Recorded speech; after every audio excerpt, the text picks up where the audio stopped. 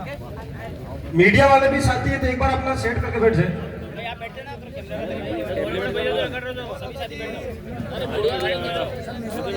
जय जोहार साथियों, आप सब जो पंडाल के बाहर कुछ साथी खड़े हैं, आप सब बैठ जाइए।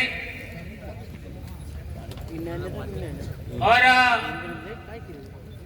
आप लोगों ने यहाँ पर समय निकाल करके आप पधारे हैं, तो हम जिस उद्देश्य से यहाँ पर आए हैं उसको ध्यान में रखते हुए सभी वक्ताओं की बातों को आप लोग को सुन रहे हैं और हमें आगे समय को देखते हुए दूसरा काम भी निपटना है और कुछ साथी हमारे और बोलने वाले भी हैं, उनको भी सुनना है। पंडाल में सभी बैठे मेरे भाई बहन, हमारे सामाजिक कार्यकर्ता, जनप्रतिनिधि और हमारे महंगे मेहमान, जिन्होंने पहली बार मुझे अहमदाबाद में डूंगरपुर से बाहर बोलने के लिए मंच दिया था, ऐसे बिरले जाबाज साथी मान्यवर ताराराम जी मेहना का भी स्वागत, अभिनंदन। आज एक लंबे अरसे बाद वे हमारे बीच आए और उन्होंने जो बातें रखी, आप लोगों ने उनको सहज समझा और कैडराइज कार्यकर्ता, पिन पॉइंट जानकारी देने वाले राष्ट्रीय लीडर किस तरीके के होते हैं, आप लोगों ने इस बात को समझा होगा। अभी करीब 5-7 बड़े सीनियर लोग राष्ट्रीय स्तर के बहुत जल्दी हमारे बीच में होंगे, हमारे कार्यक्रमों में शिरकत करेंगे। और लोगों को लगता था, कई लोग कहते थे कि ये तो कुछ साल में बिखर जाएंगे, तो आदरणीय ताराराम जी मेहना ने कहा ऐसा ही होने वाला है, क्योंकि ये बात पहले संत मालजी महाराज ने भी कहा है, न्यावते बेणका मस्त थवानु है और बेणको अपने न्यस है। तो हमारे पूर्वज जो अधूरी इच्छाएं हैं वो जरूर पूरी होंगी और हम इसी तरीके से आगे बढ़ते हुए हमारे हक अधिकार, संस्कृति की लड़ाई अवश्य जीतेंगे, ऐसा मैं कह सकता हूं। दोस्तों, आप लोगों ने यहां पर जो बातें सुनी उसमें आप लोगों ने एक बड़ी बात जरूर समझी होगी कि हमारी समस्याएं क्यों हैं। समस्या है, लेकिन समस्या क्यों है, यह बात जानना समझना जरूरी है। इस बात को मेहना जी ने कहा कि समस्या का कारण क्या है, वो कारण जानना होगा। आज आप लोग भारत देश में जितनी जनगणनाएं हुई, उन जनगणनाओं का रिकॉर्ड पढ़िए तो आपको समझ में आएगा। 1872 की जनगणना, 1891 की जनगणना, 1901 की जनगणना, 1911 की जनगणना, 1921 की जनगणना, 1931 की जनगणना, 1941-51 की जनगणना, उन सब में पढ़ोगे दक्षिणी राजस्थान में सभी आदिवासी भील हैं। 1951 तक, इसलिए मेरे छोटे भाई मांगू भाई ने बताया कि कटारा है, डेंडर है, बूझ है, वे सारे भील हैं। क्यों? 1951 तक हमारी पहचान के साथ छेड़खानी नहीं हुई थी और 1951 की जनगणना में हमारा आइडेंटिटी आप लोग निकाल करके देख लीजिए। इस वजह 1951, 52, 55, 56 के आसपास जितने भी जमीन के रिकॉर्ड बने वो 1951 की जनगणना के आधार पर बने। इसलिए हमारी आइडेंटिटी, हमारी पहचान भील है। इसके बाद में षड्यंत्र हुआ और उस षड्यंत्र के तहत हम लोगों का, चूंकि संविधान के अंदर भी आप लोग देखोगे तो पहले नंबर पे भील है और दूसरे नंबर पे क्या है सूची में?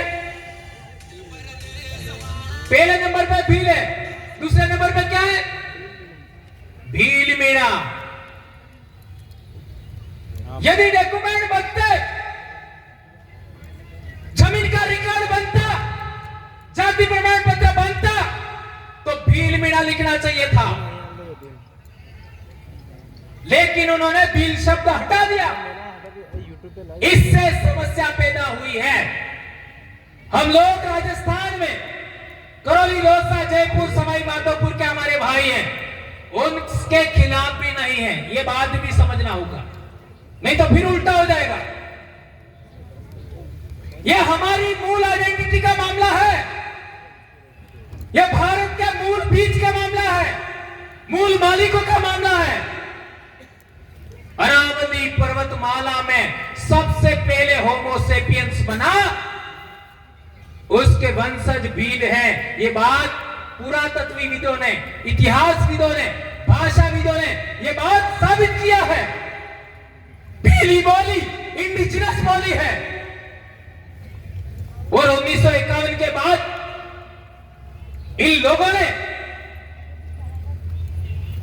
उदयपुर, चित्तौड़गढ़, राजसमंद, भीलवाड़ा, प्रतापगढ़ की बोली को क्या बोल दिया? मेवाड़ी। 1905 का जाति क्रियासन का भाषाई सर्वेक्षण पढ़े, 1951 की जनगणना पढ़ो, उसके अंदर मेवाड़ी नहीं मिलेगा और हमारे डूंगरपुर बांसवाड़ा की बोली को लिख दिया वागड़ी। 1951 तक वागड़ी नहीं मिलेगा। इन लोगों ने हमारा नाम बदलने का कोशिश किया, हमारी मूल समाज की पहचान बदलने का कोशिश किया, हमारी बोली भाषा को बदलने का प्रयास किया। और तो और जहां हम 90% हैं, उस इलाके के बीचों बीच उन्होंने सीमा बनाई। पंचायत की सीमा भी वही होगी, पंचायत समिति की सीमा भी वही होगी जहां 80 से 90% आदिवासी है। जिले का बॉर्डर भी वही होगा। और तो और उदयपुर से लगा करके बॉम्बे तक पूरा आदिवासी बेल्ट, जिसके अंदर करीब 90 विधानसभा है, 14 लोकसभा है, वो एरिया 4 राज्यों में बांटा। इसलिए हम लोगों को गुस्सा आता है। 4 राज्यों में हरामखोरों तुमको बांटने के लिए हमारे बाप दादा का इलाका मिला क्या? यह सवाल हम पूछते हैं।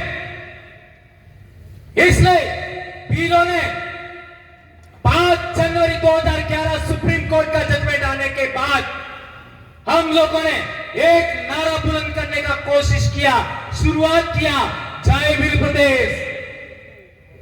और यह आज तेज गति से पूरे इलाके में जा रहा है।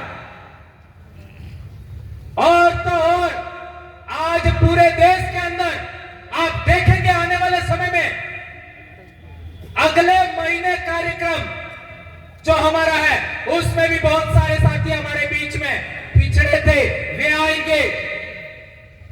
और एक बात मैं भूल जाऊंगा, याद आ गई, बोल लेता हूं।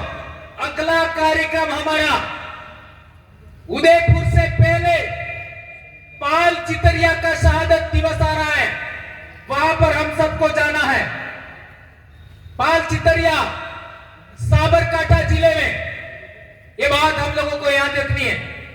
एक बात और कहना चाहता हूं कि जाति प्रमाण पत्र में हमारा नाम इन लोगों ने बदल दिया, रेवेन्यू रिकॉर्ड में उन्होंने नाम बदल दिया, हमारी बोली भी बदल दी। तो जब बोली ही खत्म कर दी तो हमारी पहचान क्या है बताओ? किसी भी समाज की बोली के लिए, किसी भी समाज की पहचान के लिए पहला आधार बोली होता है। एनो उदाहरण बताओ, अपने वादी जानो? वादी है कौन कौन जानो?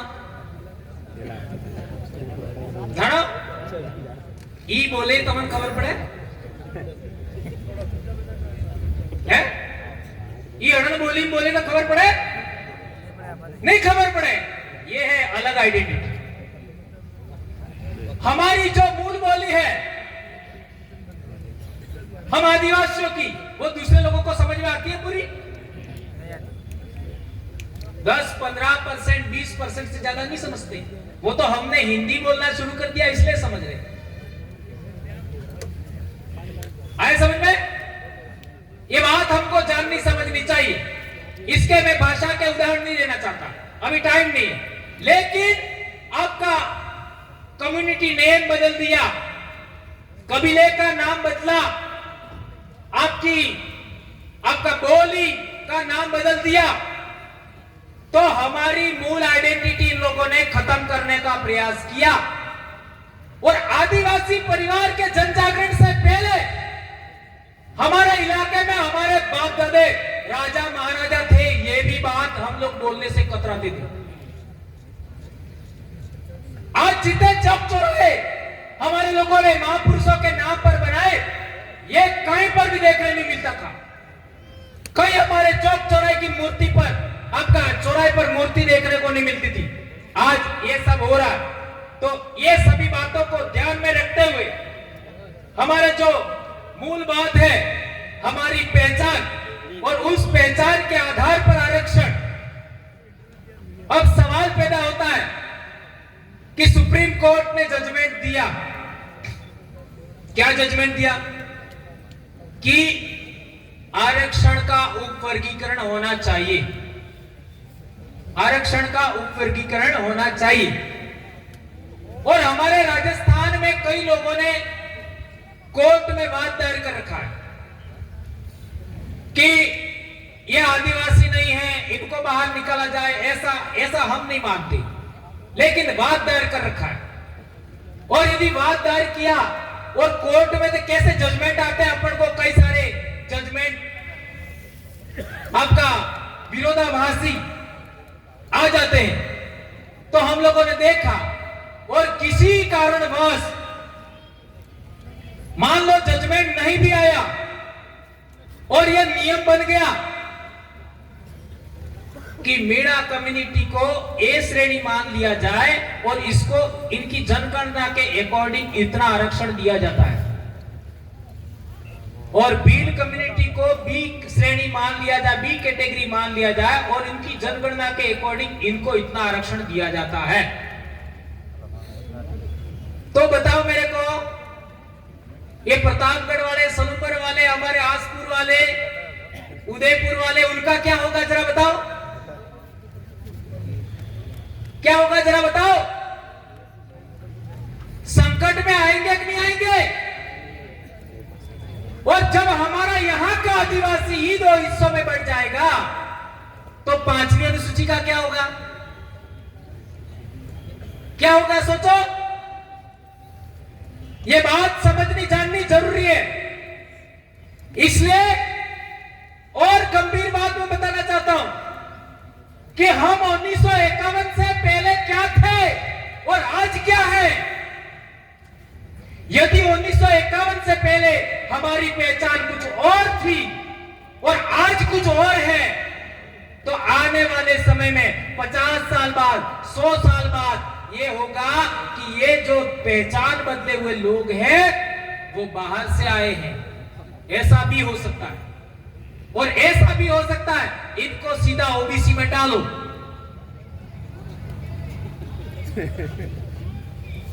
तो आप लोग ओबीसी में जाने के लिए तैयार है क्या?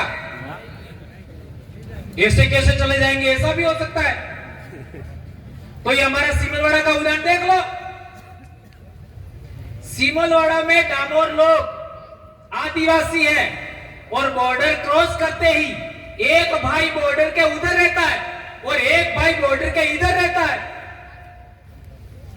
आपका गुजरात बॉर्डर पर, तो जो इधर रहता है वो भाई तो आदिवासी है, और उधर वाला भाई को ओबीसी का भी प्रमाण पत्र नहीं मिल रहा है। आज 65-70 दिन हो गया वो बच्चों को स्कूल नहीं भेज रहे, और लड़ाई लड़ रहे, कोई सुन नहीं रहा है।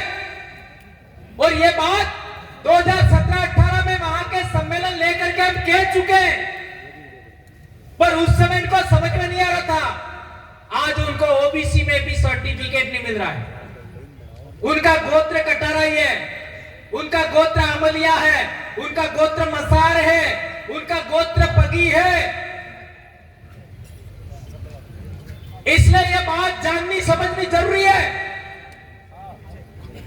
अब सवाल पैदा होता है कि क्या किया जाए। बिंदु बहुत सारे, लेकिन समराइज करते हुए, हम लोग बाड़मेर में भी कई बार गए, जोधपुर गए और पाली सारे इलाके में जनजागरण किया। वहां के हमारे भील भाई है, उनका भी कहना है कि हमारा अलग आरक्षण होना चाहिए। ये अपना शेड्यूल्ड एरिया उसी की तर्ज पर वहां रेगिस्तान के इलाके में भी होना चाहिए। और हमारे जो ये कोटा बूंदी वाले भाई है, हाड़ौती वाले, वो भी कहते हैं हमारा भी अलग होना चाहिए। इसलिए हम लोगों ने तय किया है कि राजस्थान का जो आदि आपका एरिया है, वहां पर 4 क्षेत्रों के आधार पर 4 तरीके से बांट दिया जाए। एक शेड्यूल एरिया हो गया, और सिविल एरिया के अंदर एक आपका कोटा बूंदी वाला इलाका है, उसको एक अलग, और रेगिस्तान का इलाका उसको अलग, और एक हमारा जो मीणा भाइयों का इलाका है वो अलग। इस तरीके से जनसंख्या के आधार पर इलाका वाइज आरक्षण दिया जाए, ये मांग हम लोग उठा रहे हैं। इस मांग का क्या आप लोग समर्थन करते हैं? अरे वो आ जाएंगे, कहीं और जाने वाले नहीं। क्या ये मांग आप लोग मानते हो? यदि मानते हो तो हाथ ऊंचा करके बताओ। इस बात को इस तरीके से समझाना है कि राजस्थान के अंदर समुदाय वाइज आरक्षण नहीं बांटना है, एरिया वाइज बांटो।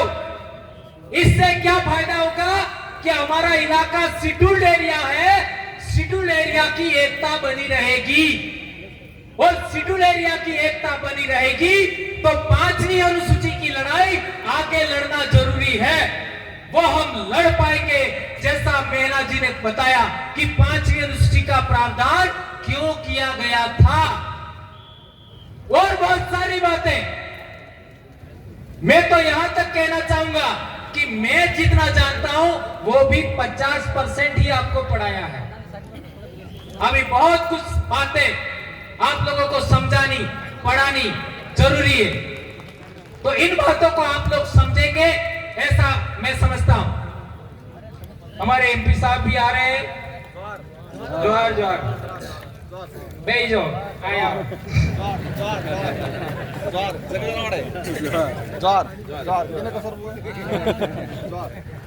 तो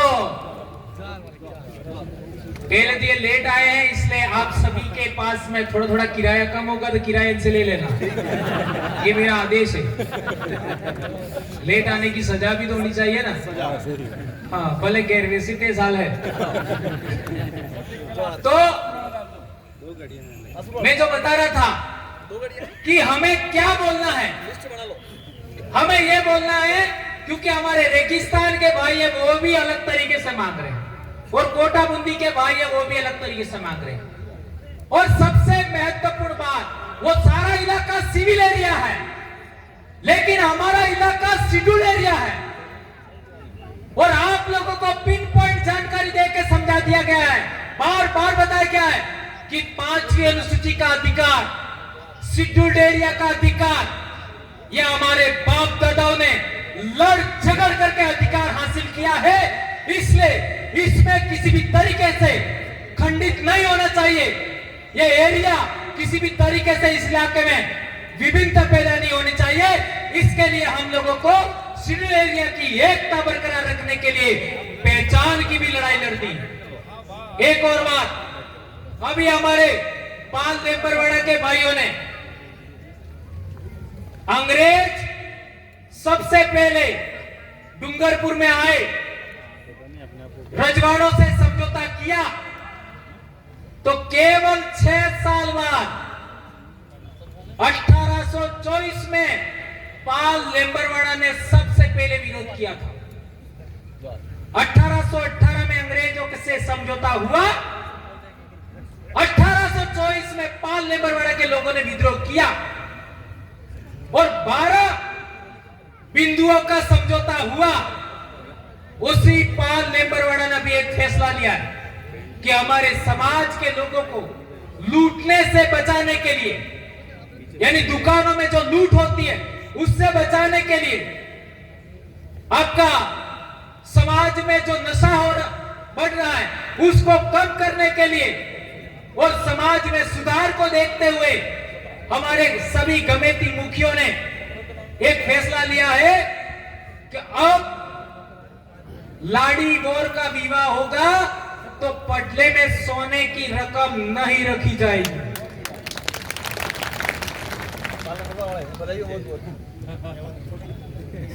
ये बात आप लोगों को भी आगे बढ़ानी है अपने इलाके में, क्योंकि आज रकम लेकर के हम लाए, लाड़ी को पहनाई, विवाह हो गया और इसके बाद वापस जाकर के वो रकम को बेचो, कितना प्रतिशत मिलेगा? या कहीं 60-70 ने आप लोगों से कितना वसूलते? 100%। इसलिए इस तरीके का काम भी अभी हम लोगों को करना है। इसका भी अभी संगठन बनने वाला है। आदिवासी संस्कृति रक्षण समिति नाम से नया संगठन अब बनने वाला है। और एक इंपॉर्टेंट बात, आजकल हम लोग वीडियो देख रहे हैं, डीजे चल रहा है और अटैक आ गया और मर गया। हो रहा क्यों हो रहा है? इसको ध्यान में रखते हुए हमारे लोगों ने फैसला लिया कि विवाह में डीजे बंद। क्या ऐसा प्रतापगढ़ में होना चाहिए? ये बात हम लोगों को आगे बढ़ानी होगी। और विवाह के अंदर किसी भी सूरत में हम लोगों को दारू नहीं बांटना है। ये बात करोगे या नहीं करोगे? ये जो लड़कियां हैं उनसे पूछना चाहता हूं, क्या ये करना चाहिए? कौन कौन पसंद करेंगे? हाथ ऊंचा करो जरा। बहुत अच्छा मेरे बेटा, ये बातें हम लोगों को आगे बढ़ानी है। अरे यार, एक नया मुद्दा फिर लेके आ गए, प्री वेडिंग। ये क्या लफड़ा है? मैं राजकुमार जी को भी कीधु तू एक्स्ट्रा मतलब ओके बोलो ओके इससे पहले मॉडल पायलट प्रोजेक्ट। हां, सगे से पहले। अच्छा, हल्दी वाला भी आ गया आजकल। हल्दी के दिन देखते हैं ये प्री वेडिंग प्री हल्दी सेरेमनी ऐसा। यस। अब सवाल पैदा होता है कि मैंने विवाह किया था 2000 में, अभी मेरी बेटी का भी विवाह होगा आने वाले समय में, अभी उसका भी पढ़ाई पूरा हो गया, MBBS हो गया और कल ही डूंगरपुर आई है। नहीं तो आज मैं लेके भी आता, थकी हुई इसलिए लाया नहीं, अगले कार्यक्रम में लेके आऊंगा। मेरी बेटी का जिस दिन विवाह होगा एक फोतरी भी होना नहीं मन्ने मंगाड़ूंगा, ये गारंटी दे रहा हूं आज मैं। फोतरी भी नहीं, बिल्कुल नहीं। और प्री वेडिंग एडिंग की बात ही छोड़ दो, ये भंवरलाल परमार है, एक बार कह दिया मामला खत्म खत्म। मेरी लाड़ी हमारे दोनों का विवाह हुआ था, तो पहले लाड़ियां देखते थे, तो मैं जिस लाड़ी को देखने जाता था उसको पहले से जानता था, इसलिए रिजेक्ट। जब जारे तमार भाभी ने जोवा गियो, उसको मैंने पहले कभी नहीं देखा, सेलेक्ट। इसके बाद क्या होता है, वही पहला हमें अणपतु है, एक ते मारा हड़ो से। अब चूंकि मैं तो टीचर था और मेरे वाइफ 12वीं पास थी, अब हम चाहते तो हम भी ऐसा कर सकते थे। फिर क्या होता है, जब शादी करने गए उससे पहले मैं दोबारा कभी नहीं गया, देखने गया, इसके बाद डायरेक्ट बारात लेके गए। बीच में कभी हमारा मिलना नहीं हुआ, केवल वो पटलू लिवा क्या था, तेनाड़े फिर देखा था, बाकी कोई बातचीत नहीं हुई। और हमारे समाज की परंपरा है कि तोरण माते आंबा बाद उस गांव की लड़कियां अनाप शनाप गालियां देती है गौर को। तो मेरे को भी अनाप शनाप गालियां दी तो गुस्सा तो मेरे को भी आ गया। फिर मांडवे में बिठाया, मामा लाड़ी को लाए और बुआ ने लाड़ी का हाथ मेरे हाथ में पकड़ाया। लाड़ी कौन, तुलसी परमार, और कौन, भंवरलाल परमार। इससे पहले मेरे वाइफ का अंगुली भी नहीं अड़ा था मेरे। ये होता है विवाह, अंगुली भी नहीं अड़ा। और ऐसा आपके भी माँ बाप के साथ हुआ था, तो हाथ में हाथ देने का विशेषाधिकार किसका है, बुआ का। तो यदि आप प्री वेडिंग करते हो तो बुआ का अधिकार खत्म हुआ कि नहीं हुआ, बुआ का विशेषाधिकार खत्म हुआ कि नहीं। और मामा लाड़ी को गुदरेज से उठा करके मांडवे में लाता है, और यदि आप वोर को तोरण पर माला पहनाने के लिए लाड़ी को बुला करके माला पहनाते हो, तो मामा के विशेषाधिकार का क्या हुआ, सोचिए। मामा का विशेषाधिकार खत्म। और जब मेरा विवाह हुआ था तो आग बुझवानो काम ये हमारे कोटवाले की दी। तो यदि तुम लोग दूसरा किसी को बुलाते हो तो उसका क्या होगा, ये भी विशेषाधिकार खत्म। इसलिए मैं कहना चाहता हूं कि हमारी संस्कृति के विरोध में हमको काम नहीं करना चाहिए। इसलिए हम लोगों को ये जो प्री वेडिंग वाला जो मामला है उसको किसी भी सूरत में हमको एक्सेप्ट नहीं करना है। और जो लोग ऐसा करें अणन विवाह में जावानो बंद नहीं जवान, ठीक है। समाज की संस्कृति के अकॉर्डिंग घंटी बज चुकी है। एक अंतिम बात और कहना चाहूंगा कि हमारे इलाके के अंदर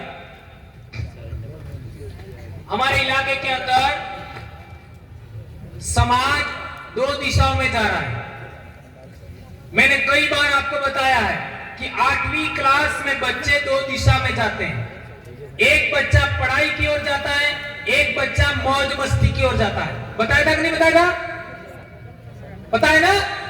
एक बच्चा पढ़ाई की ओर जाता है 8वीं क्लास में, और एक बच्चा मौज मस्ती की ओर जाता है। और मौज मस्ती की ओर कौन जाता है?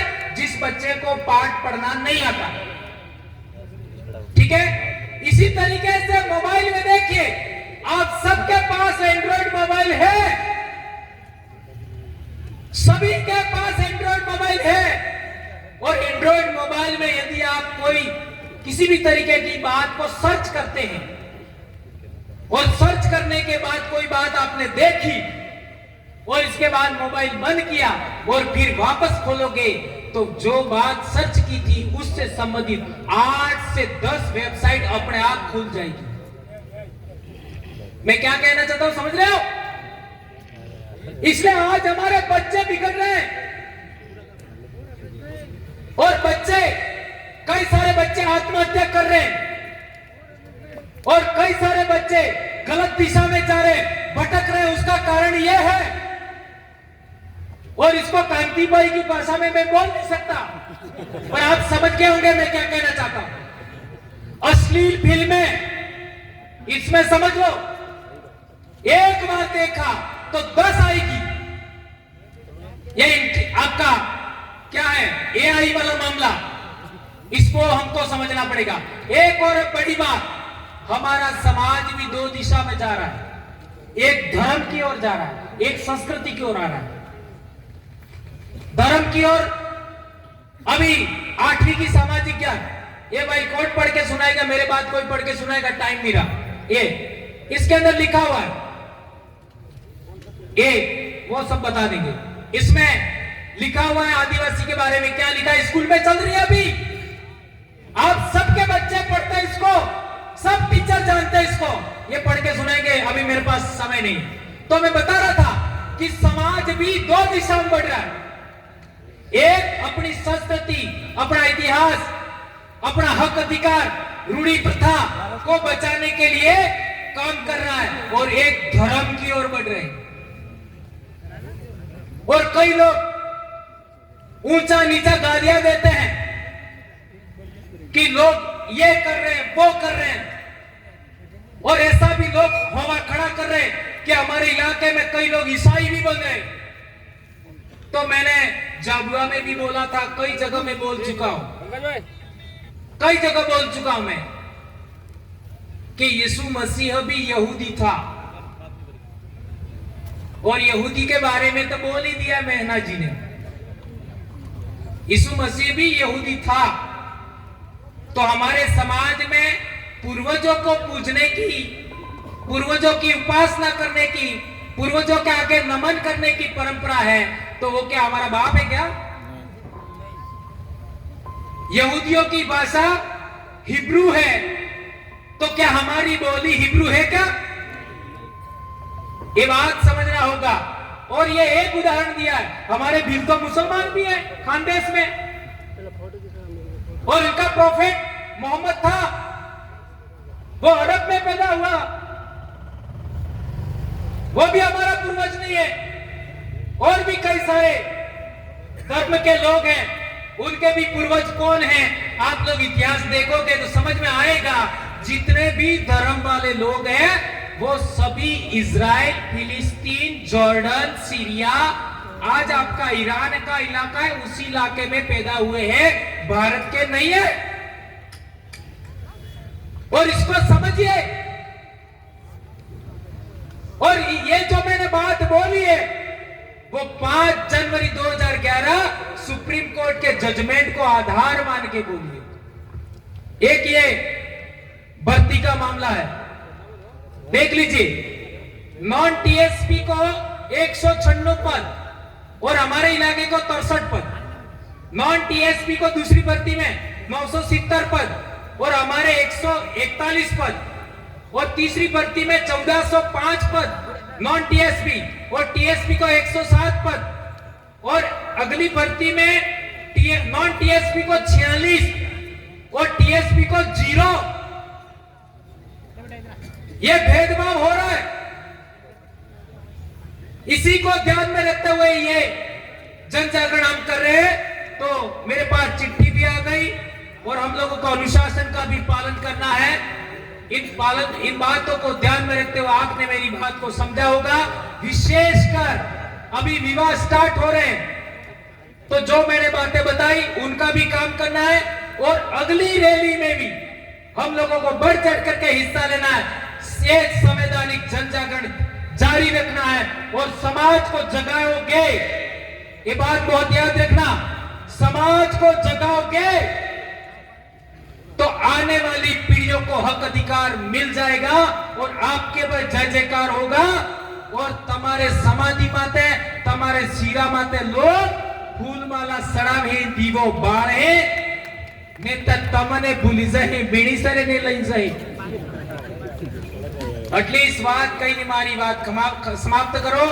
જય જવાહર, જય આદિવાસી, જય વીર પ્રદેશ, જય ભારત, જય સંવિધાન, जय जोहर का नारा है, जय जोहर का नारा है, जय जोहर का नारा है. धन्यवाद. खूप खूप जोहार. धन्यवाद.